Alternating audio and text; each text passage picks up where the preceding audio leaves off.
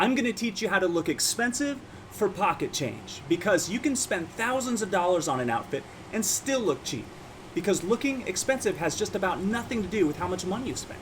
It has to do with 8 small details that if you nail them, you can look rich every time you leave the house. And here they are. Rule 1 is fit. Now this is the cheat code that nobody uses, okay? A $30 shirt that fits beats a $300 one that doesn't every single time.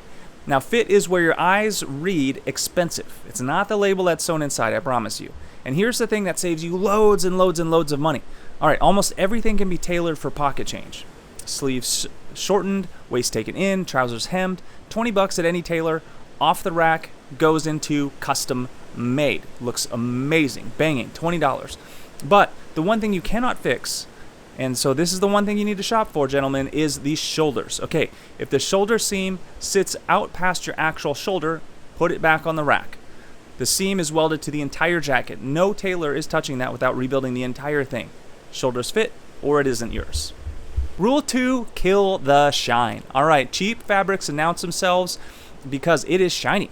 The plasticky sheen that comes off of a cheap polyester blazer is the fastest I am inexpensive signal there is. Expensive fabrics do the opposite. They're matte with a little bit of texture. It catches the light softly instead of bounces off of it like a mirror. Wool, cotton, linen, and a textured knit, all matte, all read rich. Anything glossy reads rented. And there's a test you can do right there in the store for free before you spend a cent. Hold the fabric up to the light, and if the light pours straight through, it's cheap, it's thin, the cloth is something that'll drape on you like a garbage bag and show every lump that is underneath. Good fabrics have weight, it blocks the light, and it hangs straight. It holds its shape. Kill the shine. Rule number 3 is maintenance, the cheapest luxury there is. All right, now 2 moves nobody's making and one you're gonna absolutely freaking love. Okay, check it out. You're gonna swap the cheap buttons on your shirt or jacket for horn or mother of pearl. And $3 on this inexpensive shirt is gonna look bespoke, beautiful. Most clothes don't look cheap because they are cheap. They look cheap because they were neglected, wrinkled, pilled, scuffed, threads hanging loose. Fix those and your budget wardrobe jumps a whole tier overnight. A $20 steamer kills wrinkles in seconds. $10 fabric shaver mows down those fuzzy peels right off your sweater. Polish your shoes, cut the threads, and here's one more thing you're gonna love, and almost nobody does this. Never wear the same leather shoes 2 days straight. Leather needs a full day to dry out and recover. Skip it and they'll crack and reek by spring. Rotate them and they'll last an entire year longer.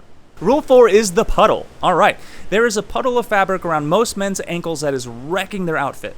When trousers are too long, they bunch and they fold right there at the shoe, and that is the puddle.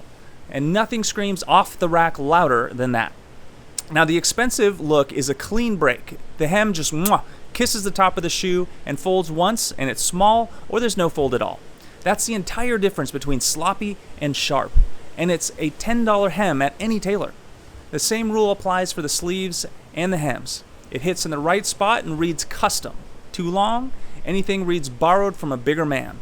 Length is the cheapest tailoring there is, and it's the fastest tell most men walk right past. Rule number 5, stealth wealth, baby. This rule is super important. All right, the bigger the logo on your clothes, the cheaper you're going to look, which is exactly the opposite of what everybody assumes, right? The giant brand name across your chest doesn't say, I can afford this. It says billboard. The most expensive looking clothing on earth is the stuff you can't identify. Really, pay attention next time you look around, all right? It's no visible logo, nothing announces itself, and that's the whole old money effect, right? It never tells you what it costs. So go stealth. Plain, clean, well-made pieces with no logos that are doing the talking. If a brand is charging you extra to advertise on their chest, you paid to look cheaper. Let the fit and the fabric speak. They're far more convincing than the name. Rule number 6, and this is probably the most expensive on the list, and total mindset change here, is spend on the anchor, and we're going to analyze cost per wear. Okay, so the cheapest shirt in your closet might be the most expensive thing you own, and the math proves it out. So let's explore cost per wear.